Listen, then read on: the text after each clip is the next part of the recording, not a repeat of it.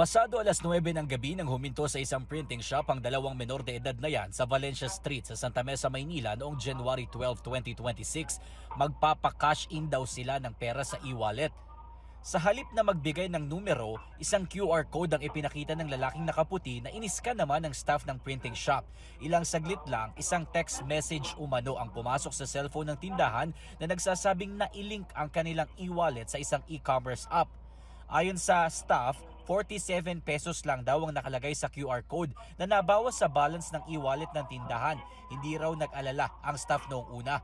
Makalipas ang ilang minuto, nagulat ang staff ng tindahan nang makaltasan na raw ang kanilang e-wallet ng mahigit 17,000 pesos. Mga 20 minutes siguro, mga nakaalis na siguro sila. Saka lang po namin nakita na wala na yung pera.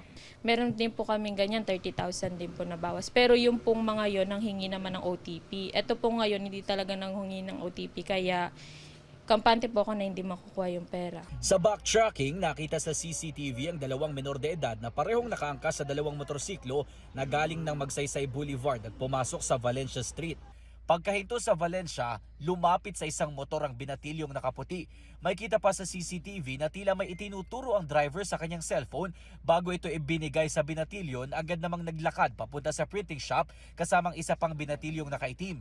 Ayon sa barangay, yun daw ang cellphone na ginamit ng dalawa para makapanloko. Sa tulong ng social media, natukoy ang pagkakakilala ng dalawang menor de edad na magpinsan, parehong 14 years old at nag-aaral bilang grade 7 students. Nangako naman daw ang tatay ng isa sa dalawang binatilyo na ibabalik ang pera sa oras na mahanap ang cellphone na ginamit ng anak, pero ang problema, nung tumawag ko ng polis, bigla na rin nawala yung tatay ng bata at hindi rin nagpakita. Yung kinabukasan, nag-follow up ako doon sa barangay, hindi na rin namin nakita yung tatay. pero nung nagsisigaw siya, kumbaga nung nag-check